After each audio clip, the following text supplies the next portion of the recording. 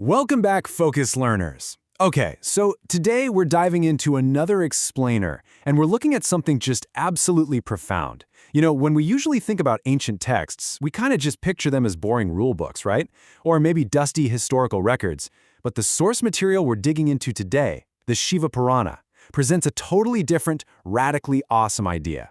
We're not just looking at a book of myths here, we're looking at a literal mechanism for spiritual salvation. And the engine driving that whole process? It's the immense power of the storyteller. It sounds almost too good to be true, doesn't it? I mean, can simply listening to a story actually erase a lifetime of mistakes? I really want you to just hold that question in the back of your mind as we go through this explainer together. Can the mere act of hearing a narrative, of just absorbing a tale told by a master storyteller, actually reach right in and save a soul? Well, in the framework of the Shiva Purana, the answer is an emphatic, undeniable yes. The storyteller, in this context, isn't just an entertainer, they're literally a savior. Let's look at exactly how the text builds up this extraordinary claim. Section 1. The Ancient Storytellers Passing the Cosmic Torch. Okay, let's dive into this. To really wrap our heads around the power of the story, we've got to understand its origins first. We are stepping into this massive, ancient oral tradition. It's essentially a giant meta-narrative. The whole structure of our source text is built entirely on conversations, wise sages passing down this cosmic, mind-bending wisdom to incredibly eager, sometimes desperate listeners. Look at Sage Sudha here, seated under a tree, narrating the immense greatness of the Shiva Purana directly to Sage Sanaka. Notice how intimate it is? It's a direct, one-on-one transmission from speaker to listener. By hanging out with us for this explainer today, you're basically pulling up a seat right next to Sanaka under that exact same tree. You aren't just absorbing facts, you're stepping into an unbroken, ancient chain of storytelling. And honestly, we really can't understate the sheer scale of what's being told here. The Shiva Purana consists of 24,000 verses. Just let that number sink in for a second. 24,000. That's a staggering amount of information. This boldly highlights just how monumental the task of the ancient storyteller truly is. To memorize, to recite, and to perfectly convey this massive volume of spiritual technology, that required intense, unwavering dedication. I mean, they were literally carrying an entire universe of salvation around in their heads, ready to dispense it into the world just through the power of their voices. Section 2. Stories as Salvation, the Accidental Cure. So how exactly does this massive story work its magic on the listener? Well, according to the text, the narrative acts as an active, purifying force. And it's so potent, so ridiculously powerful, that it can literally scrub a soul clean even if a person stumbles upon the story completely by accident. It's like a spiritual medicine that activates the second it enters your ear. To prove this, the text gives us this wild case study of a man named Devraj. Devraj was, entirely corrupt. He spent his whole life swindling people out of their hard-earned wealth. Normally, that kind of life leads straight to chaotic judgment, terrifying messengers dragging a soul away to torment. But instead of that nightmare, he ended up in the peaceful, radiant, divine realm. And here's the kicker. Devraj was saved from his horrific fate not because he suddenly decided to be a saint, but simply because he fell ill in a temple and accidentally overheard a Brahmin storyteller reciting the Purana. Just being in the proximity of the spoken word completely intercepted his damnation. No way, right? But that's the absolute power of the storyteller. Section 3. Chanchula and the Narrator. A Guide Through the Dark.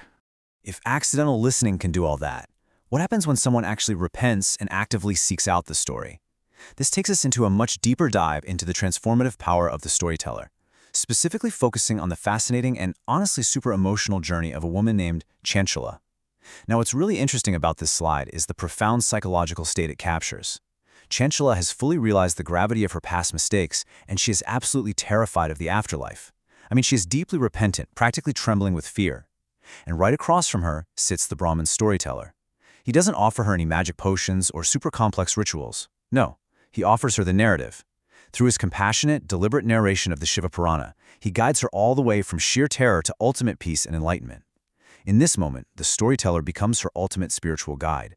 The text actually provides us with this incredibly evocative analogy for how this works.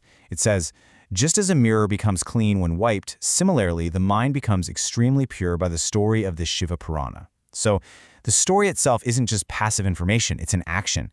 And the storyteller's words, they are literally the cloth that wipes away the grime, the spiritual impurities, and all those accumulated anxieties of the listener.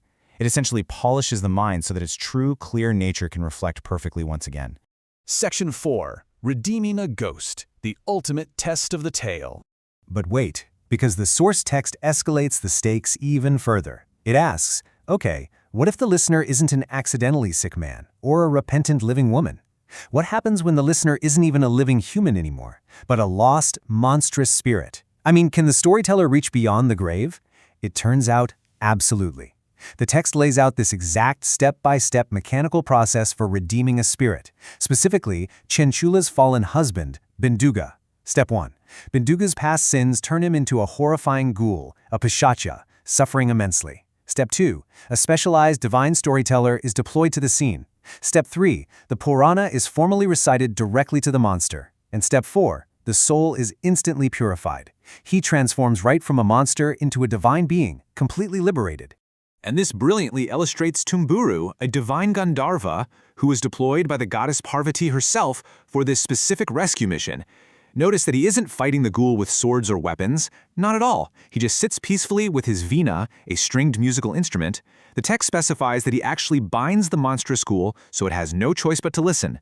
And then he saves him through the sheer, irresistible power of the spoken, musical word. The story here is literally acting as an exorcism and a resurrection, all wrapped into one. It's just wild. Section 5. Rules of the tale. How to truly listen. Seeing all these miraculous outcomes, you might be thinking you just need to press play on an audiobook and boom, instant enlightenment. But not quite. The source material actually concludes with some very specific practical applications. There are strict instructions and protocols for engaging with these sacred stories if you want to unlock their salvific power. So, the crucial point is that the transaction of storytelling requires immense effort from both sides. The ancient rules demand physical and mental purity. You've got to clear your mind of earthly distractions. You have to offer profound respect and even physical gifts to the reciter to truly honor their role. And above all else, you must listen without laziness. You cannot just be passive. Look, if the storyteller is doing the heavy lifting of carrying around 24,000 verses, the listener absolutely must do the heavy lifting of giving their complete, focused attention. Which brings us to our final thought for today.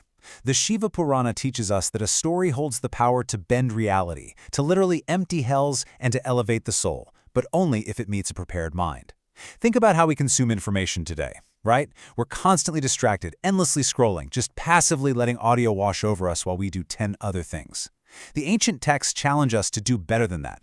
They ask you, in your own life, as a receiver of stories, are you just letting the noise wash over you, or are you truly actively listening? Think about that for a bit, and we'll see you for our next explainer.